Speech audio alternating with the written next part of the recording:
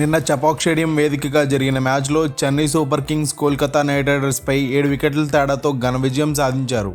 వరుస విజయాలతో ఉన్న కోల్కతా ఎంతో నమ్మకంగా మ్యాచ్కు సిద్ధమై బరిలోకి దిగగా ఈ సీజన్లో చపాక్లో 2 మ్యాచ్లలో రెండింటినీ నెగ్గిన సిఎస్కే గట్టి పోటీ ఇచ్చే విధంగా మ్యాచ్లోకి దిగారు. టాస్ గెలిచిన చెన్నై బౌలింగ్ను ఎంచుకుంది. మొదట బ్యాటింగ్ చేసిన కోల్కతా నైట్ రైడర్స్ ఇన్నింగ్స్ మొదటి బంతికే తుషార్ బౌలింగ్లో ఓపెనర్ ఫిల్ సాల్ట్ను కోల్పోయింది. ఇక మరో ఓపెనర్ సునీల్ నరైన్తో కలిసి అంక్రిష్ రఘువంశీ రెండో వికెట్కు 56 పరుగుల భాగస్వామ్యం చేశారు. అయితే టీమ్ స్కోర్ 56 పరుగుల వద్ద రఘువంశీ రవీంద్ర జడేజా వేసిన 7వ ఓవర్ మొదటి బంతికి సరిగ్గా జడ్జ్ చేయలేక వికెట్ల ముందు దొరికిపోయారు. 24 పరుగులు చేసి అవుట్ అయ్యారు. అయితే కాసేపటికే అదే ఓవర్ 5వ బంతికి సునీల్ నరైన్కు కూడా జడేజా పెవిలియన్ దారి చూపించారు. ఇక కేకేఆర్ కెప్టెన్ శ్రేయస్ అయ్యర్ 32 బంతుల్లో 34 పరుగులు చేసి ఒక ఎండ్లో స్టాండర్డ్గా ఆడుతుండగా మరో ఎండ్లో వచ్చిన బ్యాట్స్మెన్స్ వచ్చిన వాళ్ళు వచ్చినట్టుగా పెవిలియన్ దారి పడుతున్నారు. ఈ క్రమంలో కేకేఆర్ జట్టు సిఎస్కే బౌలర్లను ఎదుర్కోలేక తక్కువ స్కోర్కే పరిమితమైంది. కేకేఆర్ జట్టు 20 ఓవర్లలో 9 వికెట్లు నష్టపోయి 137 పరుగులు మాత్రమే చేయగలిగింది. సిఎస్కే బౌలర్లలో తుషార్ దేశ్పాండే, రవీంద్ర జడేజా చెరువు 3 వికెట్లు తీసుకోగా ఈ మ్యాచ్లో రీఎంట్రీ ఇచ్చిన ముస్తఫిజుర్ రెహమాన్ 2 వికెట్లు పడగొట్టారు.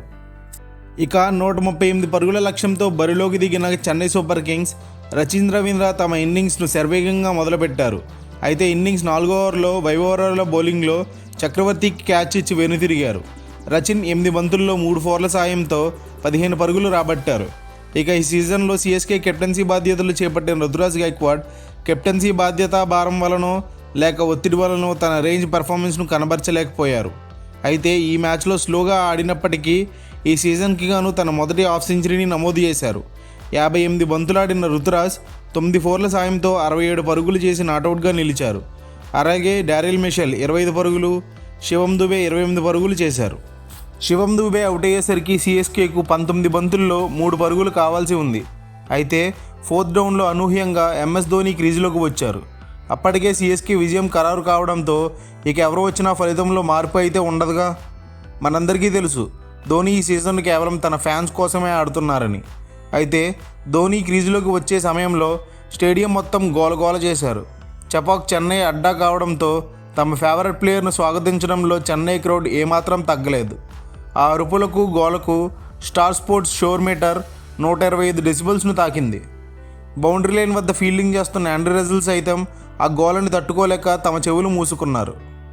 ఇక సిఎస్కే జట్టు ఇంకా 14 బంతులు మిగిలి ఉండగా 7 వికెట్ల తేడాతో సునాయాస విజయాన్ని అందుకున్నారు. సిఎస్కే జట్టు ఈ సీజన్ హోమ్లో ఆడిన 3 మ్యాచ్లలో 3 విజయాలను నమోదు చేయగా అవే మ్యాచ్లలో 2-2 ఓడిపోయారు. కాగా కేకేఆర్కు ఈ సీజన్లో ఇదే మొదటి ఓటమి. 4 ఓవర్లలో కేవలం 18 పరుగులు మాత్రమే ఇచ్చి 3 కీలక వికెట్లు పడగొట్టిన రవీంద్ర జడేజాకు player of the match award దక్కింది.